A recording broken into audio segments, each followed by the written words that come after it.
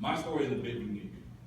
Show of hands, anybody, has a guy ever forced you into a position that you were very uncomfortable with, but you just had to take that walk regardless of the fact that God was pushing you? All right, a couple hands in the building. All right, well, that's where I was. I was in my last semester at the Florida A&M University. Got the brothers in the house, always there, always there. So I'm working at the Doubletree Hotel downtown Tallahassee. And on a Wednesday evening, a gentleman came in, newly elected state representative Dwayne Taylor, out of Daytona Beach. And we're having a conversation at the front desk, because at that point in life, I was just trying to graduate, get a degree, go get a $60,000 a year job, and just relax in life. So essentially, I had my goals, but I didn't really know where I wanted to go. So on a Wednesday evening, Mr. Representative Taylor came in, and we had a conversation. I asked him, "Do you have any staff?" And he was like, I asked him about it, but I want you to go to the Capitol and meet Miss Judy Mountain. So the next day, at work, I took a 30-minute break, said I'm gonna go to the Capitol, literally 2 blocks down the street from my job. And I was like, I'm gonna go sit with Miss Judy, 30 minutes to get back to work. I ended up meeting with her for 3 hours. She ended up becoming my political mother in this process. So that weekend went by. It happened to be the weekend that Tim Tebow, if any Florida fans are in the house, Tim Tebow came and Bill Campbell Stadium and scored 5 touchdowns. And that next following Monday, even though our hotel was sold out, had great customer service, the hotel decided to call me on my day off that Monday and let me go. Now at that point, I had nothing else. I mean, still a student, had my net check, had a little savings, credit card, whatever. But from there, I said, you know what? I don't have anything else I'm really doing in my life right now. So I said, I'm gonna withdraw from my classes, leave family for the moment. And I said, I'm gonna go ahead and dedicate myself to this unpaid internship in the Florida Capitol. So I paid my bills for like 9 months. Said, I'm going to the Capitol, I'm gonna have 2 suits and 1 corduroy blazer. And I stretched that throughout the whole 60 days of session to essentially take a step out on faith and learn this process. One thing I learned immediately, that there are not a lot of people of color in this business. Even me being a lobbyist now, there are 1,800 lobbyists in the state, but roughly 30 of them are black. Me being the youngest in solo practice throughout the entire state of Florida. So what I did with that internship, I took that process, I learned, I built relationships with people, Republican, Democrat, everybody and anybody. Hold on, I'll be back. So I took that opportunity to build the relationships with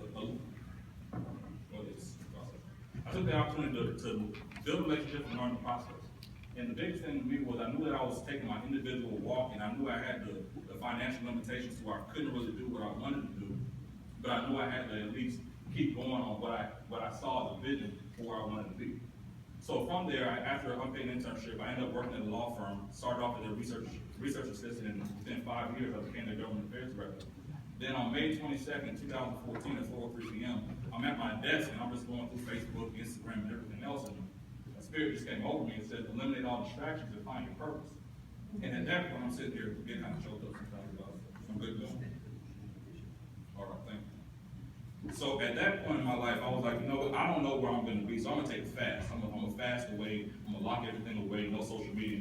In today's world, there wasn't no Snapchat then, but in today's world, it's kind of hard not to get up and go on Facebook, Instagram, whatever. But I knew that something in my life had to change. So at that point, I'm like, I'm working at this law firm, enjoying myself representing every major industry and interest in the state: Miami-Dade County, Broward County, Palm Beach, City of Orlando, Tallahassee, AT&T, nursing homes, hospitals, you name it, I was essentially handling it.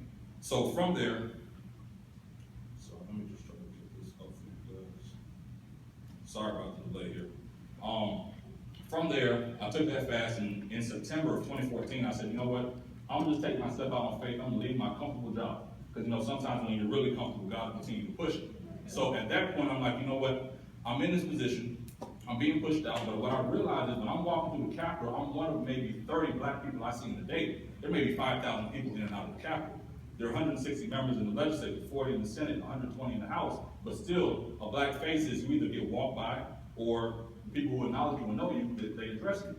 But what I saw was when black businesses came up, when people came from Miami, Broward, South Florida, any part of Florida, and they came to the Capitol, they didn't know where they were going.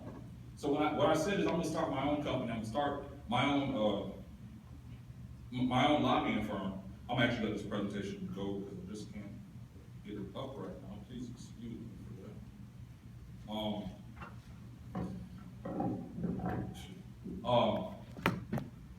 Sorry about that. Started my own consulting firm. Thank you for paying attention.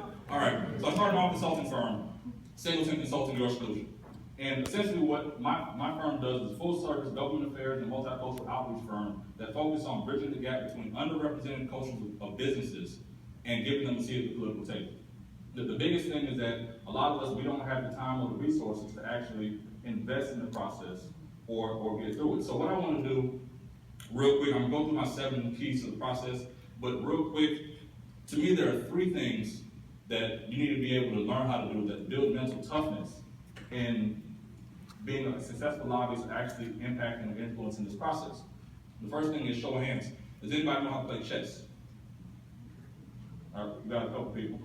Second, does anybody know how to play spades? All right, better. Last question, does anybody know how to play Madden or NBA 2K?